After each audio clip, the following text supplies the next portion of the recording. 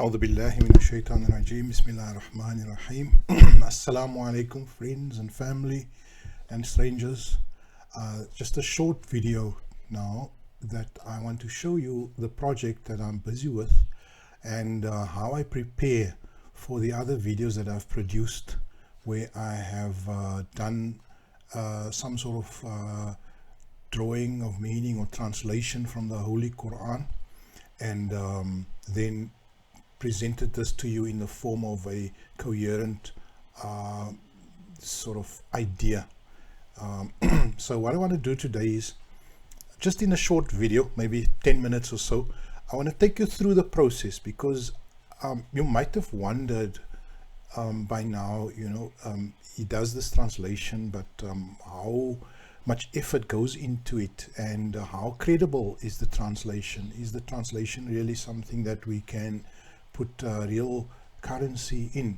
And so I think let me be transparent with you, let me share with you the process I follow, and then you can also then judge the process in terms of the quality that you think is in the process. Obviously the proof of the pudding is in the eating, so when you hear me presenting you with the translation and presenting you with Arabic, you still have the ability to judge and to see whether it makes sense, but I think it's important that I share my process with you. So what I'm going to show you is my PC, my setup, and the type of software that I use to arrive at a translation. Now, translating the Quran is not an easy or frivolous task. It's a task that comes with a heavy responsibility, and I do view it as such, but it also comes with a lot of technical knowledge. So you need to have a grasp of Arabic, you need to have a grasp of history, you need to have a grasp of science, you need to have a grasp of human nature.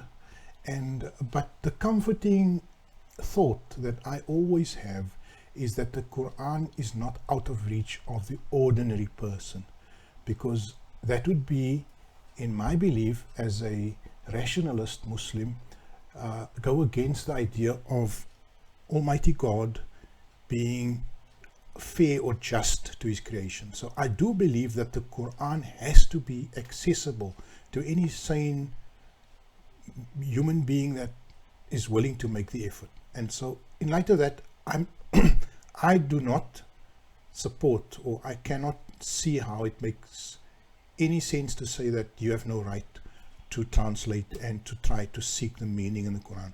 After all, that is one of our key missions in this world, is to make sense of the world and to find the best possible way forward. And the Quran is there as my primary guide. So let me show you the process that I use. Now I'm going to show you the screens. I've got two screens in front of me, two computer screens. I use quite a bit of software besides the broadcast software that I'm using on YouTube. But my primary app, let me just switch to the first screen now. My primary app on this screen, I'm going to open it now. On this screen, my primary app I'll show you is Microsoft Access.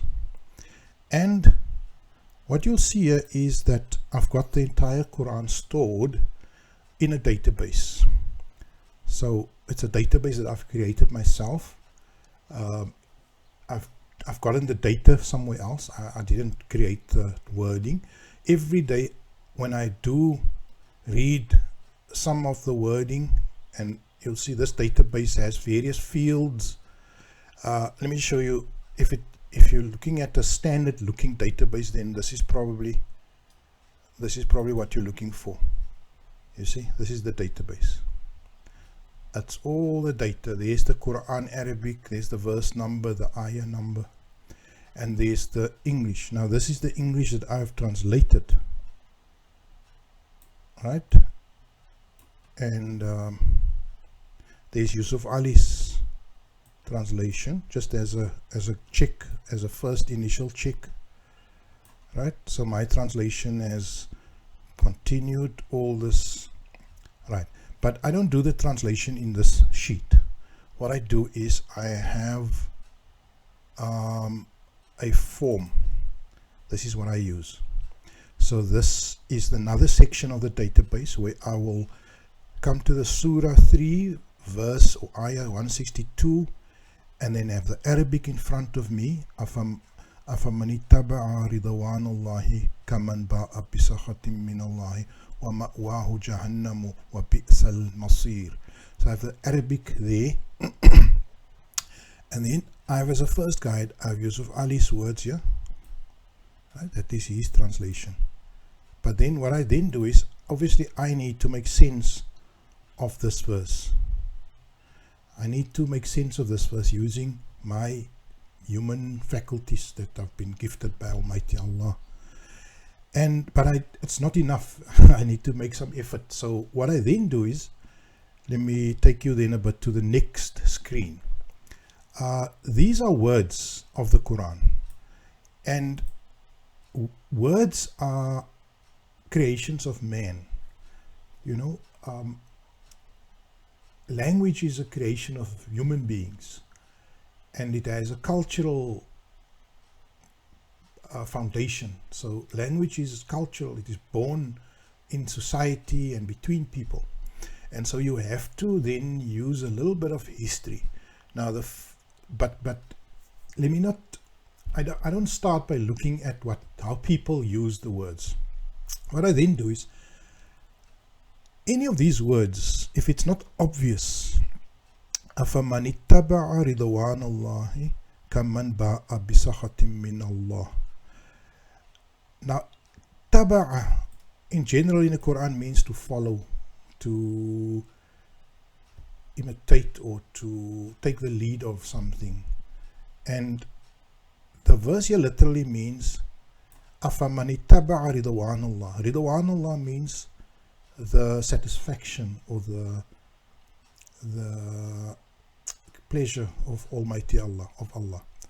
أَفَمَنِ اتَّبَعَ رِضْوَانَ اللَّهِ. Now, once again here, the words are all plain Arabic. There's no ambiguity. What is a little bit ambiguous is itaba'a ridwan Allah. So how do you follow the pleasure of Allah? You know, so there's a bit of meaning making required. And so let me now show you screen 2, because what I then do is I go to the tools. Now screen 2 looks like this. This is screen 2. Now don't get intimidated. There's 3 apps open on the screen. Alright, 3 apps. Leave that one first. There's 2 apps open on the screen. The first app is a Quran dictionary. So what this dictionary does is, it's a app called Analyze Quran, and it has a computerized vocabulary of the entire Quran. Now let me show you something. In the past, let me just show you this. In the past, if I had to do a checking of words, I would use this tool,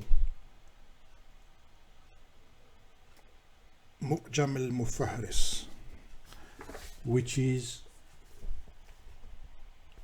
a set of words and from the Quran, and every word is listed as to where it appears in the Quran.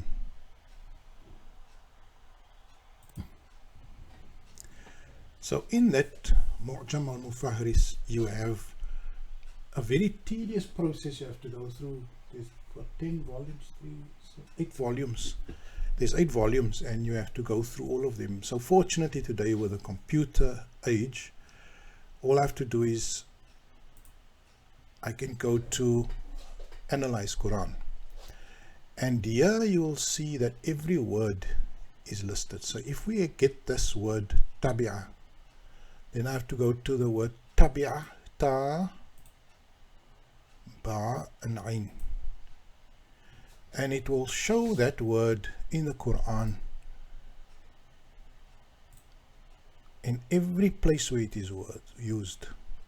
They follow الذين ينفقون أموالهم في سبيل الله ثم لا يتبعون ما أنفقوا منا ولا أذى. Right, so the word yutbi'un is used there. So in all the forms, so the trilateral word ta occurs 172 times in the Quran in 9 derived forms.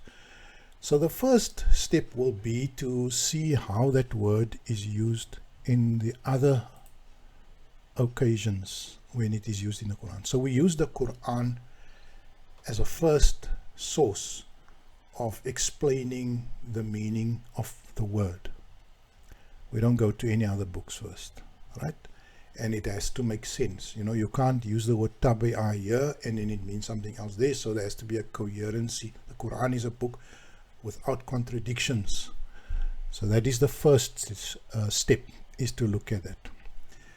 But that is not all. There might still be a case where I have uncertainty about the word. Then I will go to this here, this file. So I will then type the word tabi'ah. Alright, here's the Arabic. I'll take the word tabi'ah, ta, ba, ain. Search all dictionaries. Right, now I can either search all dictionaries or I can choose. Now these dictionaries are very, very powerful. If you see here, we have Zamakhshari, Asas al-Balagha. These are ancient and modern dictionaries. Can you see? So there's more than 100. There's a lot of these dictionaries. Right, so I will normally search all dictionaries. Alright, so then these are ancient and modern. So you can't search modern Arabic because modern Arabic words are often not the same as classic Arabic. And so they do overlap, but often you will get the wrong meaning if you try and use the word that is used today, like in the newspapers or on TV. So tabi'ah wa qala Abu Ubaid fi hadith Abi. So you see, this is Abu Ubaid al-Qasim. His meaning of the word. Then there's the Arabic English lexicon by Edward William Lane. He followed the wind to walk. Tabi'ah. Can you see the meaning of the word tabi'ah? People, company, meaning. Then there will be more in Arabic here. Ismu tabi'ah. Hada rajulun tabi'ah kalam. Right. If the Arabic is not so clear, what I do is I have software here that will translate it. This is a man who follows the words and he is the one who's make. So there's always an assistance here in terms of the Arabic. So I just highlight it. For example, there also. Let's something followed. Right. So you can see that the word tabi'ah means to follow. Right? Or to pursue, or to walk behind, or to go behind, or go after. Right, are you with me?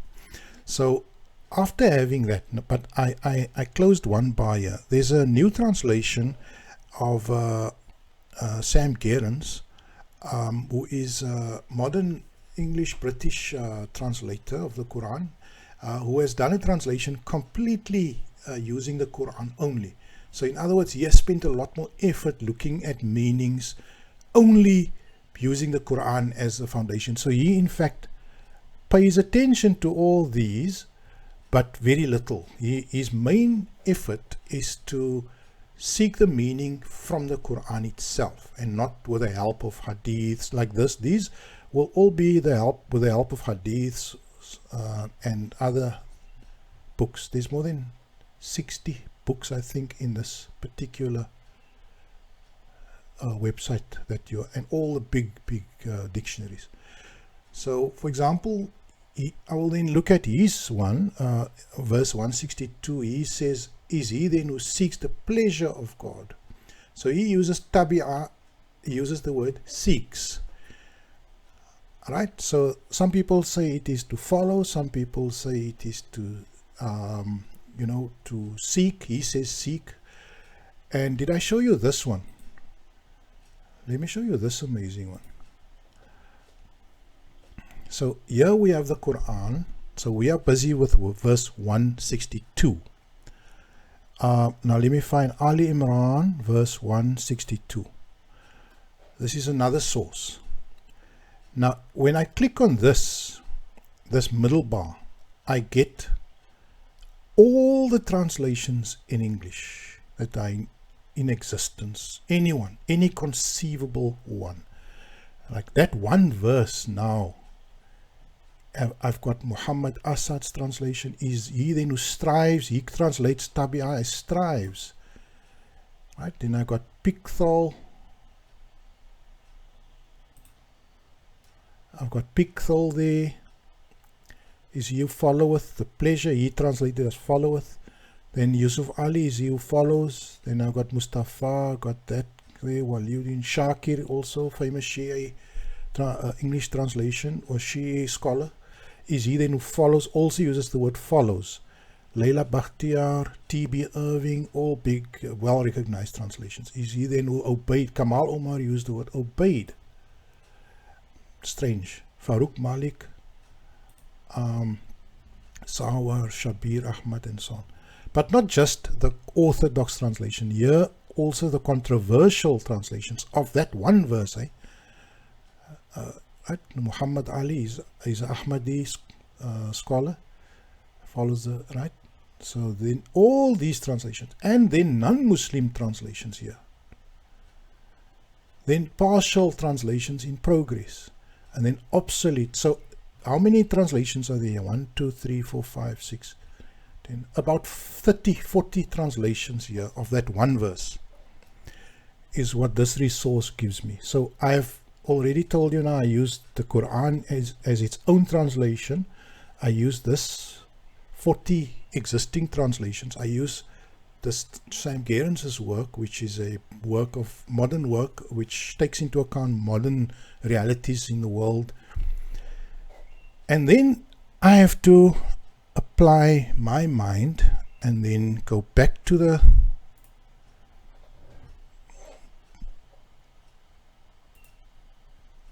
database and now apply a meaning.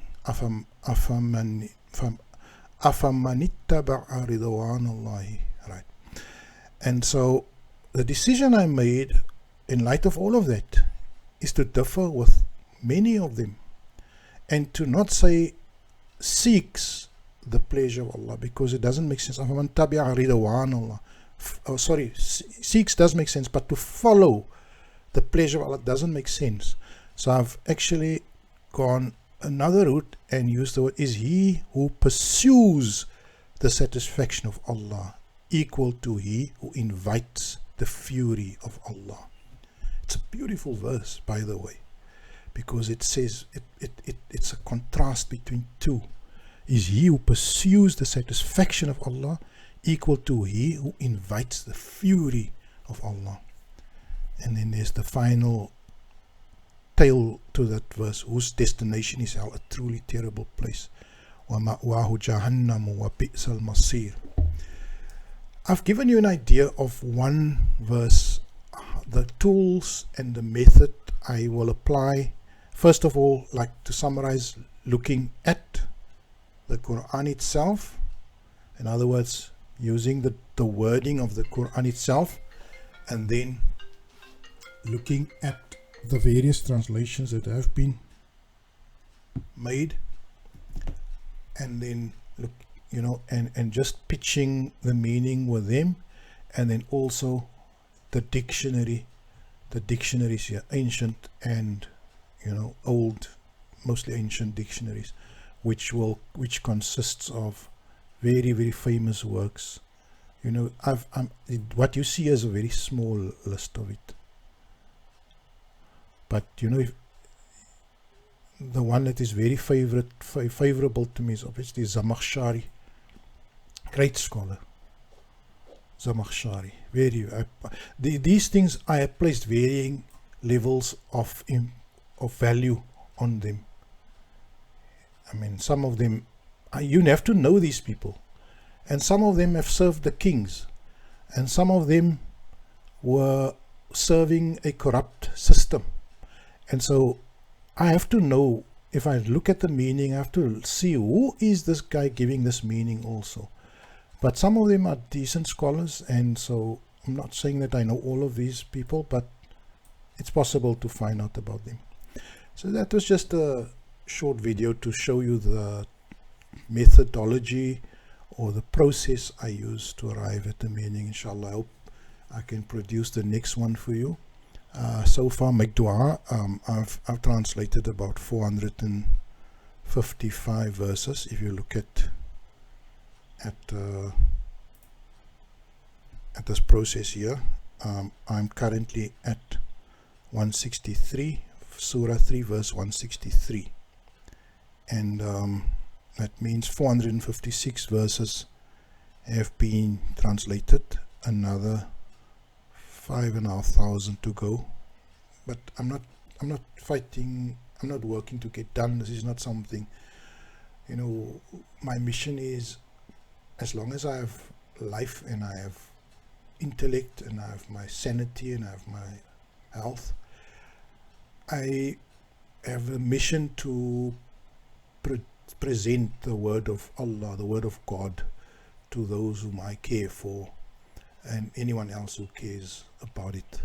And so there's no rush to get to the finish line. Inshallah, may Allah give me the strength and health to continue. So shukran to you for tuning in and for listening and for making use of the material. That's all for now. Assalamu alaikum wa rahmatullahi wa barakatuh.